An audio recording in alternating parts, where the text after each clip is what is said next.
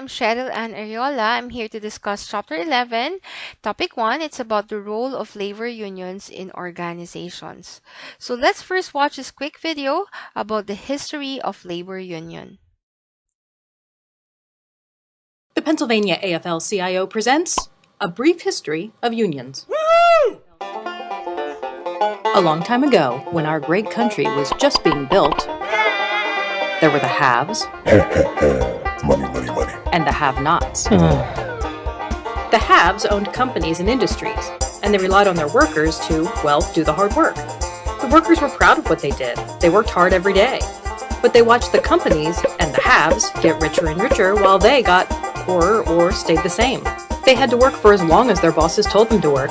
They didn't get overtime pay, they didn't get to take a break, and there was no guarantee they would be safe at work. If they got hurt or even killed, the company didn't have to do anything about it. This isn't fair! The workers decided to do something about it. But it was hard. The companies could just fire them. Get lost. So the workers joined in unity. Oh, Together, they had a voice. Together, they could demand things like fair wage, safe working conditions, an end to child labor, sick leave, family leave, pensions. Together, labor unions created something in between the haves and the have-nots, the middle class. The middle class is very important. It allows people to make better lives for themselves. And the middle class has money to spend, and when they buy things, that money goes back into our economy, and it makes America strong. woohoo!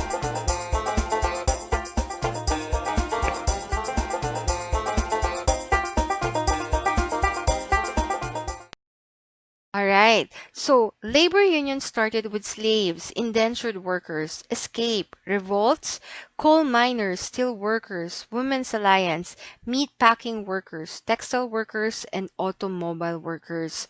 The history of labor union revolution started in the United States. It emerged in March 1770, or known as the Boston Massacre.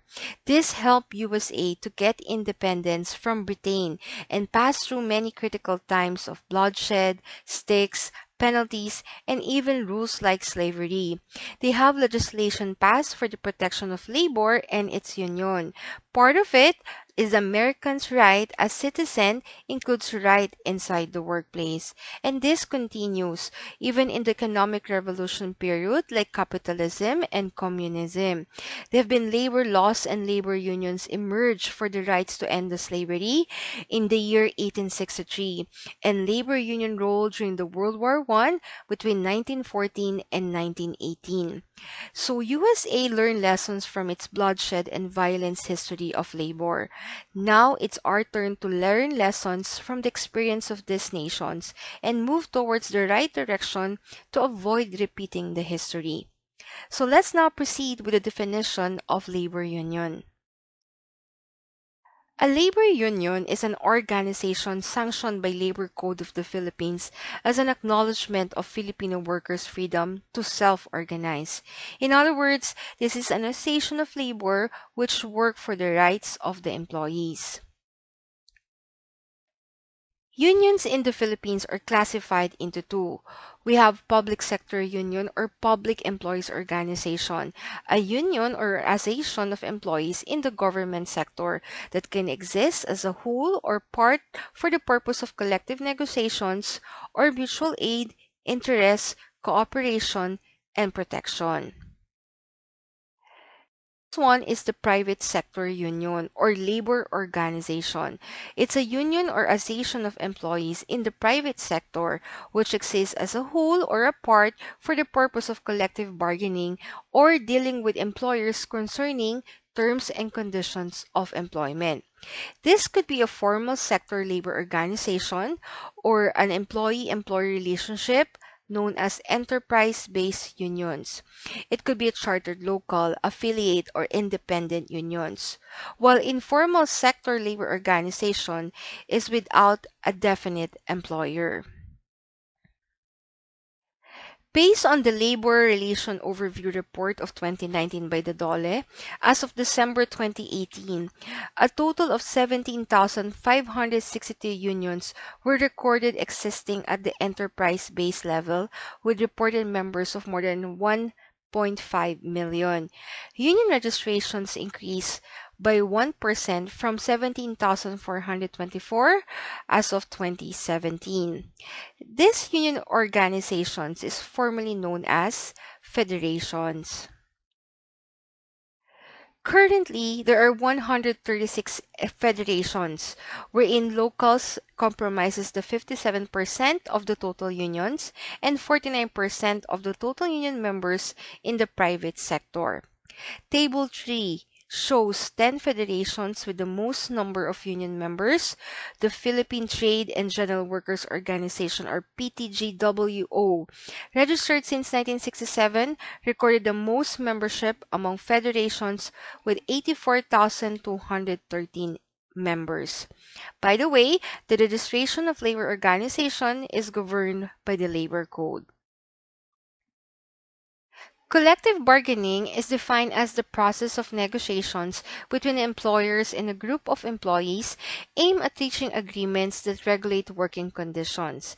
And that agreement or contract resulting from the negotiation is what is we call the collective bargaining agreement, or CBA.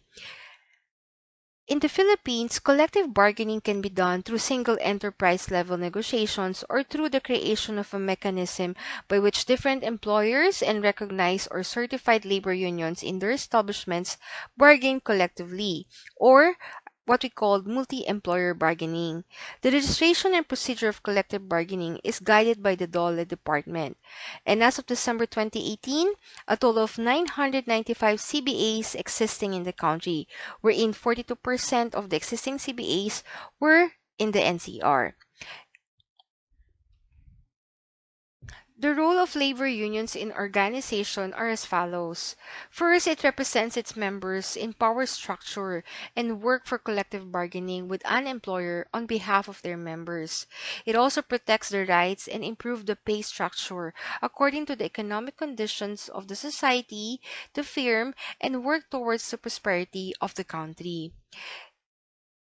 Labor union can also do harm in the organization.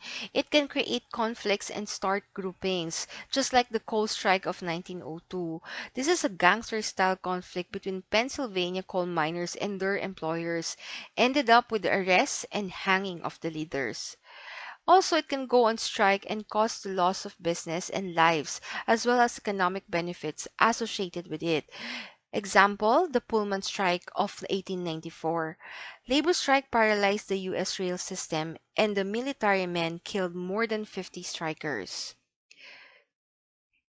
So, as a conclusion, employer and employees' rights should be balanced and should have participation, especially matters related to work, working conditions, and pay. Union and labor law should not be taken as granted or just as non-effective ordinary law and rules. It should be strictly followed. It is an outcome of many centuries and hard experiences. That's it. Thank you for listening.